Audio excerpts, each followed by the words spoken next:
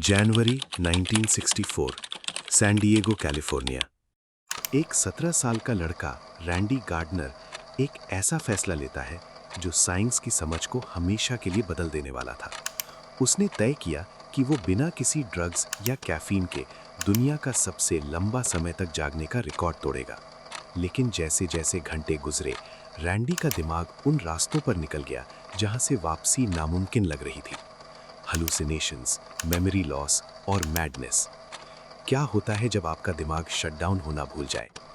चलिए शुरू करते हैं एक्सप्लोरर एक्स की ये documentary, the 11 day nightmare. Day 1 और 2। शुरुआत आसान थी। रैंडी और उसके दो दोस्त जो उसे जगाए रखने में मदद कर रहे थे, इसे एक फन चैलेंज समझ रहे थे। रैंडी बास्केटबॉल खेल रहा था और एक्टिव था, लेकिन डे 2 के खत्म होते तक उसकी आंखों में जलन होने लगी और फोकस धुंधला गया। डे 3। यहाँ मूड स्विंग शुरू हुए।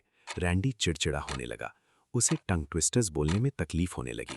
उसे लग रहा था कि ये बस थकन है, लेकिन असल जंग तो अब शुरू होनी थी। Day 4। This is where things got weird.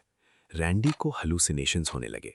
उसे लगा कि वो एक मशहूर अमेरिकन फुटबॉल प्लेयर है। उसे लगा कि रोड पर खड़ा एक स्ट्रीट साइन एक इंसान है जो उसे घूर रहा है। डे 5 और 6। रैंडी की बॉडी कंट्रोल खोने लगी। उसकी स्मेल और टेस्ट की पावर अजीब तरह से बिहेव करने लगी। उसे ऐसी चीजें सुनाई देने लगीं जो वहां थी ही नहीं। डॉक्टर विलियम डेमेंट, जो एक स्लीप एक्सपर्ट थे, वो अब इस एक्सपेरिमेंट का हिस्सा बन चुके थे, क्योंकि उन्हें डर था कि रैंडी का दिमाग परमानेंट डैमेज हो सकता है। डे 7 से 9। अब रैंडी की स्पीच पूरी तरह लड़खड़ा चुकी थी। वो सेंटेंस शुरू करता और बीच में ही भूल जाता कि वो क्या बोल रहा था। उसका दिमाग माइक्रो स्लीप्स में जा रहा था, यानी कुछ सेकंड्स के लिए उसका दिमाग सो जाता, भले ही आंखें खुली हों। डे 10। रैंडी को शॉर्ट टर्म मेमोरी लॉस हो गया था। जब उनसे पूछा गया कि 7+7 कितने होते हैं, वो जवाब तो दे देते, लेकिन अगले ही पल भूल जाते कि उनसे कोई सवाल पूछा गया है। उनका दिमाग एक जिंदा लाश की तरह बिहेव कर रहा था। डे 11। 264 घंटे और 25 मिनट। रैंडी ने रिकॉर्ड तोड़ दिया था, लेकिन उनकी हालत देखकर डॉक्टर्स हैरान थे। आखिरी टेस्ट में जब रैंडी से 100 से बैकवर्ड काउंटिंग करने को कहा गया, वो 65 पर रुक गए। जब पूछा गया क्यों, उनका जवाब था, मैं भूल गया मैं यहाँ क्यों हूँ।